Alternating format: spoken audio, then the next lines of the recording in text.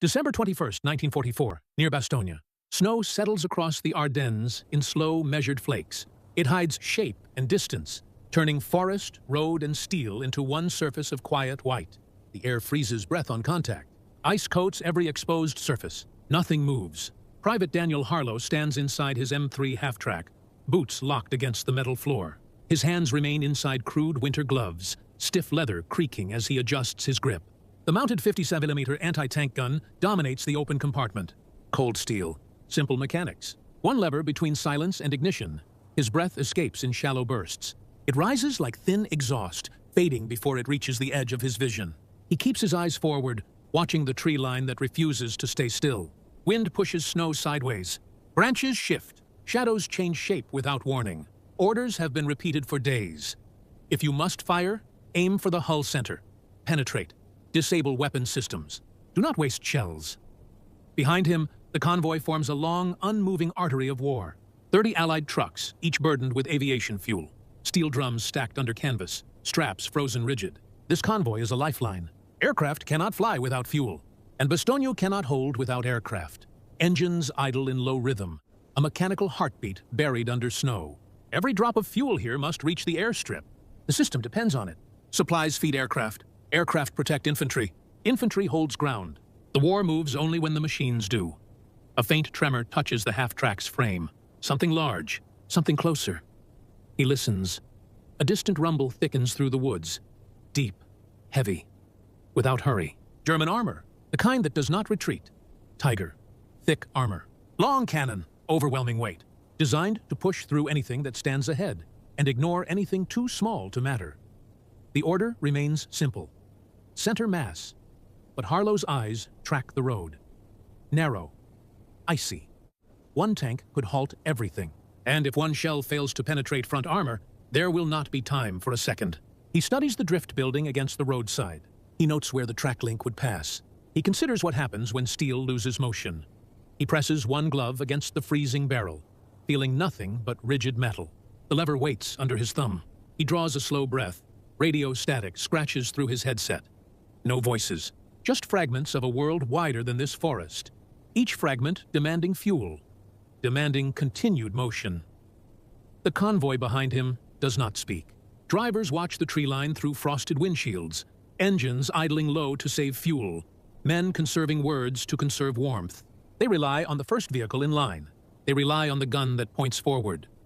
The rumble stops. Stillness. Tracks crush frost. A shape grows between the trees. Flat plates. Armored seams. Barrel cutting through white haze. Tiger eye, close enough now to feel the weight of every turn of its turret. Harlow knows the rule. Center of the hull. Trained response. Approved target. His instinct says otherwise. Tracks first. Stop the monster. Force the war to stall here, not 50 yards behind him. He shifts his stance. The lever waits. His heartbeat slows to match the idle of engines behind him. He decides. A half second before the rules would have spoken for him. Would you have turned the barrel away from the target they trained you to hit? Before he became the man behind a gun, Private Daniel Harlow worked in a Detroit machine shop. 12 hours a day. Steel sparks in darkness. Turbine shafts polished until they spun without resistance. Motion refined into silence. Tolerances measured by feel, not markings. That memory remains intact. It follows him here. Even in frozen Belgium, even with war pressing against the trees, he remembers the scent of machine oil warmed by labor. Familiar, controlled. Nothing like the crude cold pushing into his gloves now. He trusts mechanics more than luck. He believes in parts that fit, gears that mesh, systems that obey. The half-track beneath his boots is not transportation. It is a responsibility of metal and combustion. He knows its engine timing by the pulse through the floor. When idle runs too high, he notices. When vibrations shift under recoil, he adjusts. He cleans the 57mm anti-tank gun with the same small motions he once used for precision turbines. Straight lines, measured force, never rushing. Snow taps against the barrel. Frost creeps along the traverse housing like corrosion paused mid-growth. He wipes it away, not for shine, but to keep mechanics honest.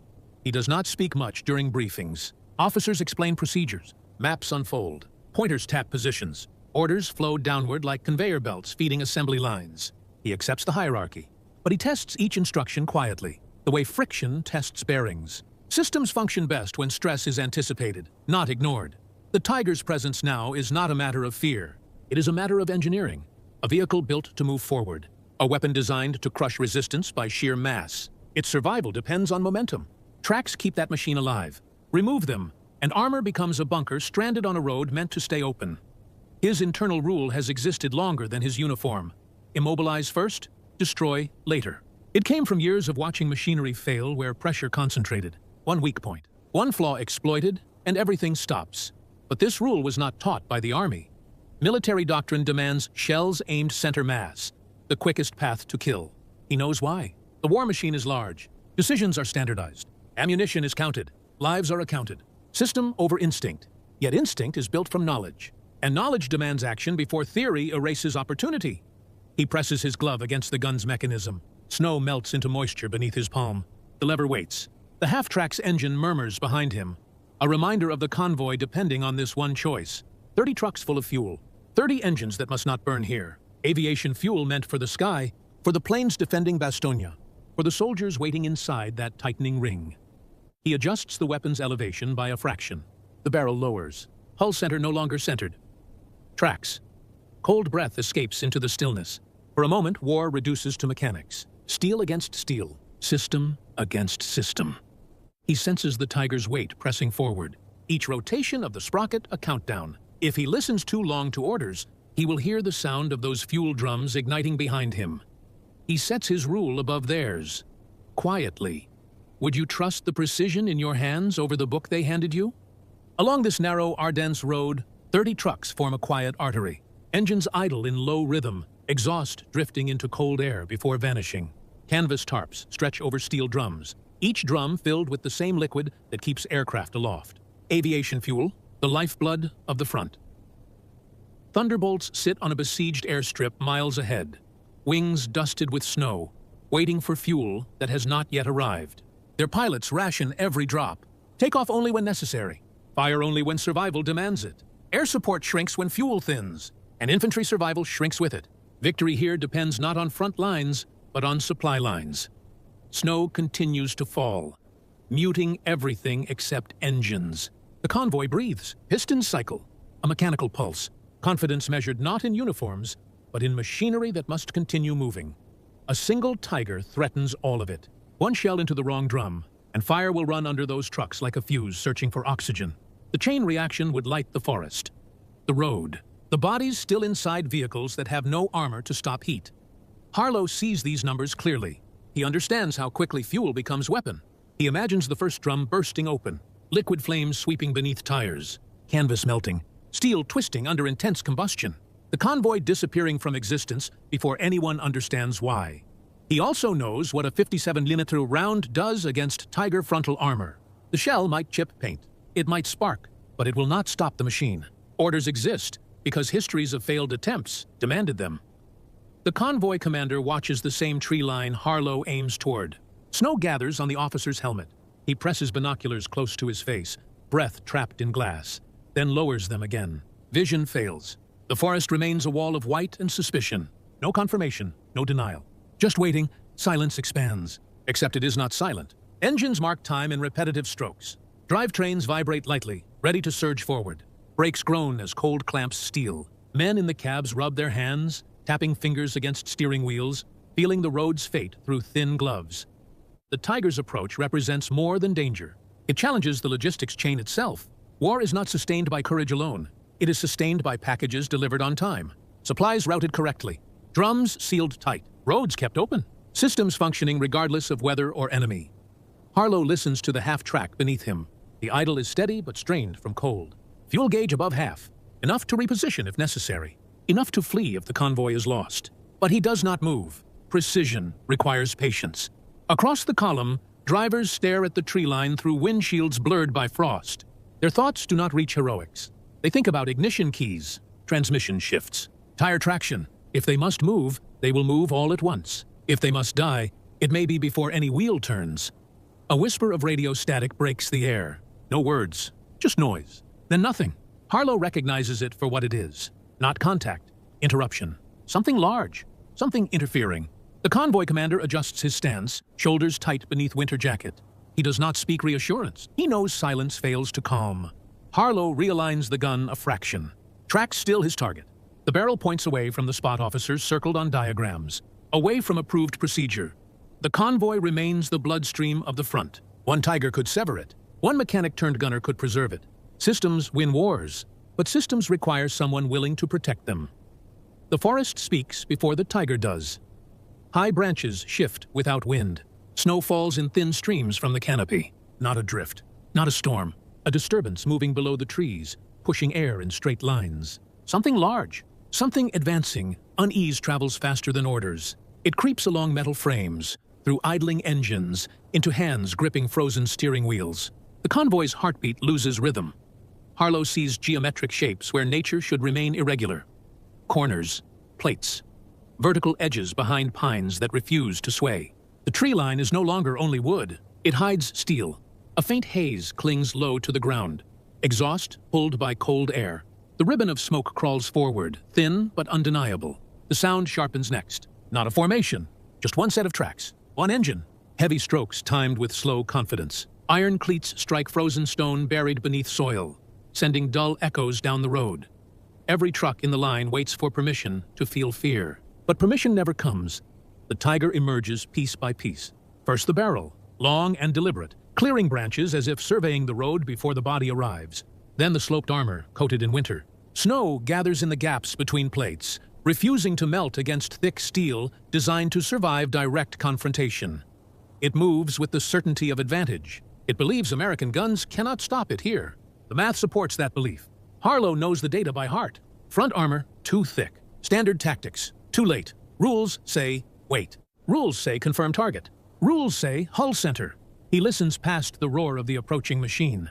The creak of turret gears strains through cold resistance. Turret rotation slows as temperature seals grease into stiffness. Even a giant suffers the weather. He notes that weakness, faint but real. Tracks crush ice and dig deeper into snow-packed ruts. The forest floor becomes trench beneath its weight. If the Tiger stops here, the cold may claim those tracks faster than Harlow ever could. Steel against soil, weight against winter. The barrel lifts higher. Not fired, not aimed, simply testing arc and leverage. A predator adjusting posture. Routine response. Call for artillery. Request armor support. Mark coordinates, but artillery is too far. Armor is elsewhere. Fuel and hope are all that remain on this road. Harlow scans again for flanking movement. None. Just the Tiger. Alone, but overwhelming. A single machine capable of turning this convoy into scattered flame. The convoy commander holds a radio handset tight against his ear, listening to static instead of guidance. His silence sends a message stronger than any transmission. If he had an answer, he would speak it. Snow settles on Harlow's shoulders. He exhales once, slowly. Inside the half-track, the loader watches him with quiet uncertainty. Harlow's hands stay steady. His thoughts stay mechanical. Tracks first. Always tracks. The turret on the Tiger pauses mid-turn. A slight hesitation. Ice gaining influence over machinery. Every massive system relies on smaller parts. Failure begins small. A clatter of metal behind Harlow. One of the truck drivers shifts in his seat, eyes wide through a frosted windshield. A silent question passes through the convoy. Is this moment authorized? The rules remain unchanged, but the forest, the fuel, and the facts disagree. Harlow tightens his grip on the firing lever. He can feel the weight of every truck behind him, every drum, every aircraft still grounded miles away. Sometimes survival waits for one person to disobey efficiently. Would you hold fire until permission arrives, or act before the road disappears? Harlow repeats the checklist inside his head, each instruction a barrier built to prevent mistakes. Wait until the Tiger clears the tree line. Aim center mass, fire once. Confirm penetration, fire again. Withdraw if ineffective. Procedures assume the world cooperates. Machines rarely do. He watches as the Tiger angles slightly left, lining its cannon toward the lead fuel truck. Optics flash once in morning gray, glass catching light with clinical accuracy. That moment reveals intent, not random patrol. A target selected. The convoy's destruction is now a matter of seconds measured in steel. Harlow shifts his stance, barely moving. The ground transmits vibration through his boots. Tracks compress deeper into frozen soil. Weight distribution changes, more mass forward. Shock absorbers under strain as incline rises a few degrees. Mud hardened around sprockets creates friction points the Tiger cannot ignore. He sees the machine, and machines obey constraints, no matter how thick their armor. His sergeant crouches low near the hull. A breath escapes before words. Hold. The single command stops everything. Harlow's throat tightens, not from fear. From delay, snow continues to fall. Small particles cling to the barrel of his gun. Frost grows along edges of the mechanism. The trigger linkage feels like cold law beneath gloves. Rigid, unbending, written by someone far from this road. The Tiger's engine revs once, deeper. A mechanical growl that announces intent without hesitation. Harlow imagines fire running under trucks, canvas disintegrating, aluminum drums rupturing, aviation fuel becoming storm, drivers trapped inside cabs built for transport, not protection. Machines meant to push the war forward, becoming the spark that burns it backward. His instinct repeats quietly, mechanically, like a gear finding its tooth. Stop the tracks. Stop the threat. The sergeant whispers again, softer than the wind. Hold. That word now feels like a barrier against physics. Harlow exhales slowly. He notes every variable. Barrel alignment, distance, wind negligible at this range, shell type, armor piercing, small hope against frontal plate. But track links remain exposed, iron teeth gripping earth, equal parts strength and vulnerability. The Tiger continues forward with slow certainty. Its turret adjusts a fraction. Cold metal resists rotation, bearings stiffened by ice. The weapon's arc drags through winter, not fluid anymore. Expensive engineering in conflict with natural condition. A misfire would reveal their position. A ricochet could invite immediate retaliation. Either outcome places fuel at risk. If he fires and fails, he disobeys orders, and men may die anyway. If he waits and fails, he obeys. And men will die, understanding too late that procedure lost the race to physics. He tightens his grip. Gloves crackle. Heartbeat aligns with the idle of the half-track. Mechanics decide fate more often than metals do. Supply lines judge performance without applause. Systems survive when someone chooses action before collapse. The Tiger's cannon drops 1 inch, enough to define the target. The front truck's cab, enough to confirm this road is about to end. Harlow draws one final breath, calibrated and even. Orders keep armies organized. Instinct keeps machines alive. Something must break. He chooses which. Would you follow the voice on the radio or the laws of steel beneath your hands? The order never arrives. Harlow fires. The 57mm gun kicks back hard, steel shuddering through the half-track's frame. Snow erupts from the fender in a brief white scatter. The round cuts low across the frozen road, a dark streak against pale silence. A sharp metallic burst flashes at the Tiger's right track. Sparks scatter across winter ground. Tiny bursts of orange snuffed instantly by cold. The link jerks. The machine hesitates. For the first time since appearing, the Tiger loses rhythm. Tracks grind once. Then sees, momentum becomes dead weight. The road holds the tank in place like a vice. Armor that once advanced now leans awkwardly. Its heavy front angled toward the convoy, but no longer closing distance. Inside the half-track, Harlow does not celebrate. He reloads. His loader hands the next round with steady urgency. No words exchanged. They continue the work the same way they once tuned gears. Sequence, repetition, precision. The Tiger reacts slower than expected. Turret rotation jerks left, then right, gears protesting. Someone inside searches for the source of humiliation. American doctrine never planned for this moment. A light gun stopping a heavy machine. It rejects the concept as impossible. Harlow sets his sights again. Tracks remain exposed. Broken steel folds upward. Sprocket teeth strain against frozen mud and newly deformed links. He fires a second round, another sharp recoil, another blast of snow. The second shell punches into the same wounded point. Metal folds inward. The Tiger lurches against its own mass. Engine roars, not victory, but frustration. The machine understands physics now. It tries to move. It cannot. Smoke coughs from heater vents. Exhaust thickens. The tank becomes a furnace without motion.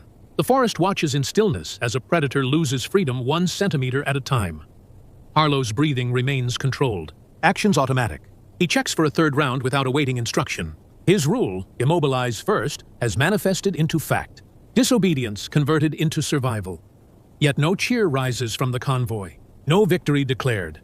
Engines behind him continue their low idle, unsure whether to hope.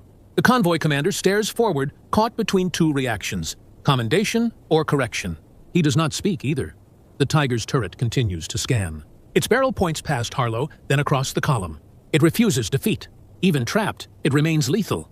The difference now is measured in seconds, in angles, in the mechanics of turning steel that cannot turn fast enough in deep cold. Snow falls again. It lands evenly on both machines, aggressor and defender. For a moment, each becomes part of the same frozen landscape, machinery humbled by temperature and timing. The forest hides its judgment beneath white cover. Inside the half-track, Harlow steadies the gun for whatever follows. Procedure has ended. Consequence has begun. He knows the Tiger still has the ability to fire. Its cannon needs only a clear line and a heartbeat of opportunity. The convoy still waits on a knife edge. Immobilization changes variables. It does not guarantee survival, but the strategy now favors motion behind him, not weight before him. Sometimes, the first unauthorized action is the only one that matters. Static snaps through the radio, sudden and sharp. Then a voice cracks the silence. A forward scout, breath tight against the mic. Words rushed but precise. German armor. Behind the Tiger. 3, maybe 4. Waiting for breakthrough. The message confirms everything Harlow already understood in machinery terms. The Tiger was not a lone wanderer. It was a wedge meant to open the road. A clearing tool. Once American fuel began burning, the rest would flow through the gap and destroy what remained. But now, the wedge is stuck. The Panzerweifers idle somewhere behind the immobilized shield. Engines rumble with impatient power, trapped in a queue of steel. They cannot overtake. The forest corridor is too narrow. The Tiger blocks the only path forward. German voices echo between pines, muffled by distance, sharpened by tension. A debate conducted in fast words and colder air. Push on foot? Attempt to tow the Tiger? Fire blind into the road and risk exposing their own position? None of the options promise motion. None promise survival. Minutes pass with mechanical slowness. Snow keeps falling. Exhaust from the Tiger fades into still air. The great machine remains a monument of weight and failure, locked in place by 2 shells that hit where no one instructed. Finally, sound shifts. Tracks reverse. One engine, then another. Each withdrawal, a reluctant surrender to physics. The Panzer V's fall back into deeper forest, their noise thinning into distance. The argument behind the tree line becomes memory. Harlow watches for hesitation, a final change of mind, a desperate charge. None comes. The Tiger stays silent. Its crew emerges from the hatch. Figures drop to snow, weapons slung but unused. They move quickly, shoulders low, frustration hidden under urgency. They do not look back at the machine they leave behind. They vanish between trees, understanding the cold truth of weight versus mobility. No explosion follows. No ammunition set to deny capture. The machine is left standing, a crippled giant without purpose. The forest resets. Wind drags fine powder off branches. Engines behind Harlow breathe easier. Drivers in their trucks relax trembling hands against steering wheels. Relief escapes in thin vapor clouds, disappearing faster than fear arrived. Fuel remains intact. The airstrip will receive what it needs. Pilots will fly because this road stayed open. There is no cheering. There is no announcement to headquarters. This engagement will not receive a name. Harlow's sergeant finally exhales. Not relief, resignation. Procedure has been broken. The result cannot be denied. Yet the result cannot be celebrated. The convoy commander folds the radio antenna down and signals the column forward. Engines raise their idle-to-movement level. The system resumes. Harlow stares at the immobilized Tiger. Snow clings to its upper hull. Steam leaks like exhausted breath from vents.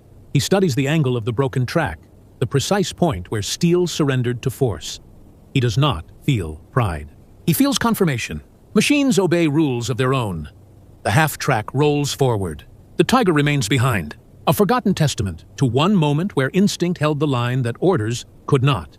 Convoys succeed not through medals, but through motion that never stops. Would you accept being unpraised?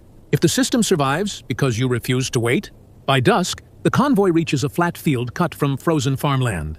The war continues elsewhere, but here, the engines finally stop. Exhaust settles. Metal cools. Snow mixes with thawed mud, clinging heavy to boots. A field debrief begins without ceremony. The commanding officer stands with hands behind his back. His expression belongs to a man who must translate chaos into forms and signatures. 1 line per event, 1 line per mistake. He looks at Harlow once, then returns his focus to the vehicles as though cause and effect should reveal themselves through steel rather than men. Harlow waits in silence, gloves removed, hands red from cold and recoil. On paper, the list is simple. Disobedience, unauthorized fire, ammunition spent without command. In practice, the convoy remains alive, fuel intact, mission unchanged. The officer steps toward the half-track, boots pressing ice into soil. He examines the breech of the 57mm gun, gloved fingers tracing scorch marks where shells left urgency behind. He does not ask why Harlow fired. He does not ask how. He already knows both answers conflict with established procedure. The officer closes the breech carefully. The sound clicks into the still evening like a line drawn under a sentence that will never be spoken aloud. He checks the recoil assembly, but says nothing about the Tiger now stranded miles behind them. No praise, no reprimand, just a silent accounting of a result achieved through a method not authorized. The day enters record with no annotation of why success occurred. A field log will show only numbers, trucks delivered, personnel present, ammunition remaining, no losses. The missing entry, the one that tells how this road stayed open, remains inside the minds of those who watched and those who acted. Harlow receives a single nod. Not a reward, not forgiveness, just confirmation that the system recognizes function even if it cannot reward deviation. The convoy commander looks away before the moment becomes acknowledgement. The debrief ends.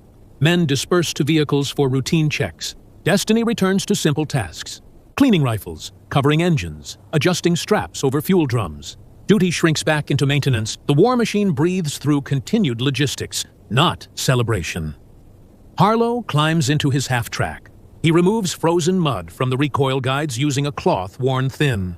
Grease smudges darken his fingertips. The metal responds smoothly under his attention, as if nothing earlier had challenged its design. He wipes the barrel clean. He checks the linkage twice. No words needed. Tomorrow, the Tiger he stopped will be stripped by mechanics who never saw it move. They will count the broken links, inspect bent metal, calculate what force was required to hold a giant still. They will learn from the failure without knowing who caused it. Systems will improve. Convoys will keep moving. No medals required. The officer returns to his papers. Harlow returns to his maintenance. The war returns to the system that wins it. Supplies delivered on time. Night tightens around the field. Men sandbag assembly positioned himself